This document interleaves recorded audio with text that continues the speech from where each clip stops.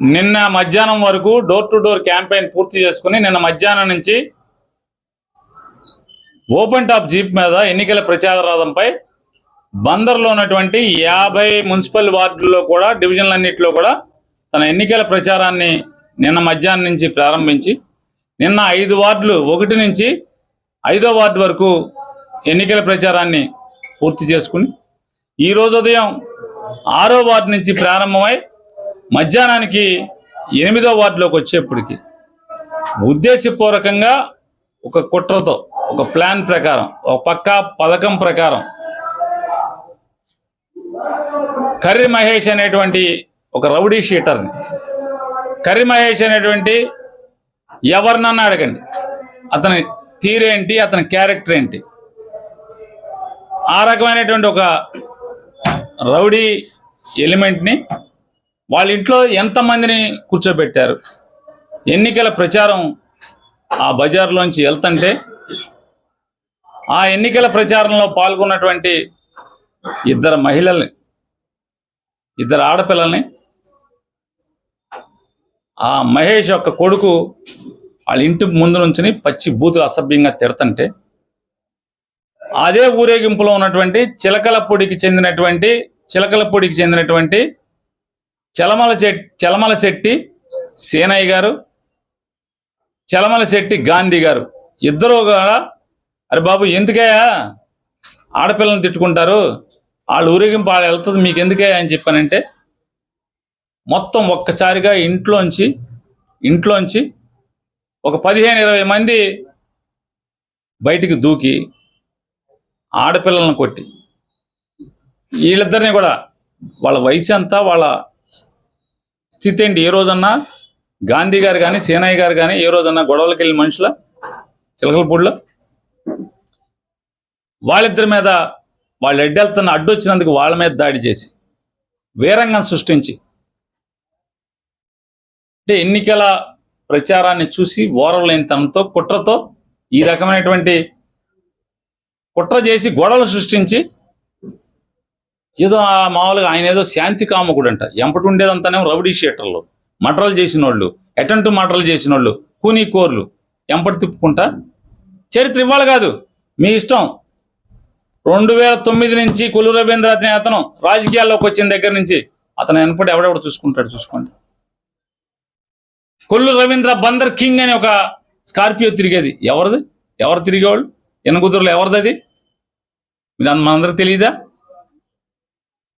ఎన్ని మటర్లు చేశాడు ఎక్కడున్నాడు ఎంత కిరాతకమైన మనిషి ఎవరు నీ ఎంపటి తిరిగేవాడు కదా బందర్లో రౌడీలంతా పేరు మోసిన రౌడీ షీటర్లు అందరూ నీ వెనకాలే కదా 2009 నుంచి మా అక్కడికి మంత్రిగా ఉంటే ఎంపటి 4 కారుల్లో కూడా రోజు డబ్బులు ఇచ్చి రౌడీని తిప్పుకునే పరిస్థితి కదా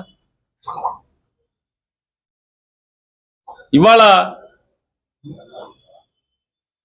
ప్రచారం చేస్తా అంట పేర్ని కృష్ణమూర్తి టీడీపీ కార్యకర్తలు ఇంట్లోకి వెళ్ళి కొట్టారండి ఏమన్నా ఎవడన్నా ఈ రకమైన జరుగుద్దా చెప్పండి కనీసం ప్రజలు నమ్మరు ఇట్లాంటి తప్పుడు బురద వేస్తే అంటే రాజకీయంగా ఒక యువకుడిని ఎదుర్కోలేక వైఎస్ఆర్ కాంగ్రెస్ పార్టీని ఎదుర్కోలేక దిగజారి నీ నాయకుడు ఈ కొల్లు రవీంద్ర ఇద్దరు కూడా ఈ రకంగా ఇంత దిగజారి బతకాల్సిన అవసరం ఏంటి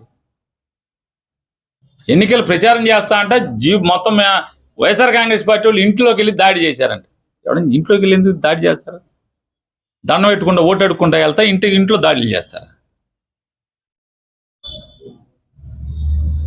వీళ్ళొచ్చి వైసీపీ ఊరేగింపు మీద దాడి చేసేస్తారు ఆడపిల్లలను కొడతారు పెద్దవాళ్ళని కొడతారు సంఘంలో పరువు ఉన్న వాళ్ళని కొడతారు ఈ కొట్టేటువంటి దొంగ బంగారం కొనేవాళ్ళు తాగి రోడ్లెంబట ఆయన్ని రోజు బ్రాందీ షాపులు కాడి తిరిగేవాళ్ళు వీళ్ళు పుణ్యాత్ములు అసలు మామూలుగా దాని పేరేంటి ఏమనాలి సాధు జీవులు వీళ్ళే 5 నిమిషాల్లో కొల్లు రవీంద్ర వచ్చేస్తాడు అక్కడికి 5 నిమిషాల్లో అంటే ఇదంతా మీరు ప్రీ ప్లాన్డ్ మర్డర్ కాకపోతే ఎందుకు ఎలా వచ్చావు నువ్వు ఎక్కడో ప్రచారంలో ఉండాలి కదా, ఎందుకు వచ్చేసావు? వెంటనే బాలసౌర్ వచ్చేస్తాడు. ఎక్కడి నుంచి వచ్చేస్తాను మీరు అందరూ? నీకు వేరే పార్లమెంట్లు వేరే అసెంబ్లీలు లేవా బాలసౌరికి?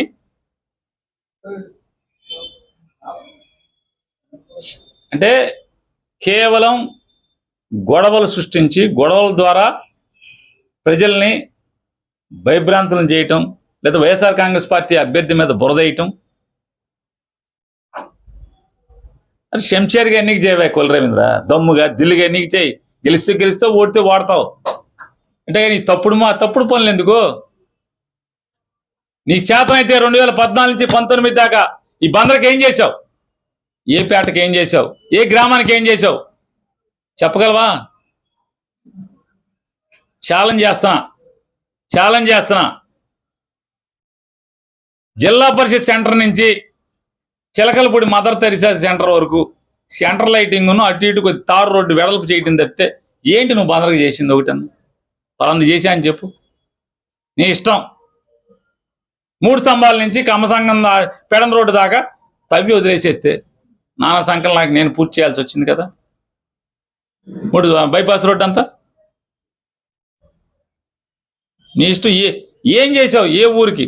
పలానా ఊరికి కొత్తగా నేను మంచినీళ్ళు తెచ్చాను, కొత్తగా చెరువులు తవ్వించాను, కొత్తగా డ్రింకింగ్ వాటర్ పేరున నేను మంచి లేకపోతే నేను ఇచ్చాను చెప్పాలి కదా. ఒకటన్నా ఒక్క పని పలానా ఊరికి వెళ్ళి ఒక్కటి ఏంటే నువ్వు పగలు తీసింది ఏంటి అంటే 100 సంవత్సరాలు పైబడినటువంటి Bharat electronics limited Machilipatnam BEL కంపెనీని బందర్ నుంచి తోలి నీ పదవి కోసం, దిక్కుమాలిన పదవి కోసం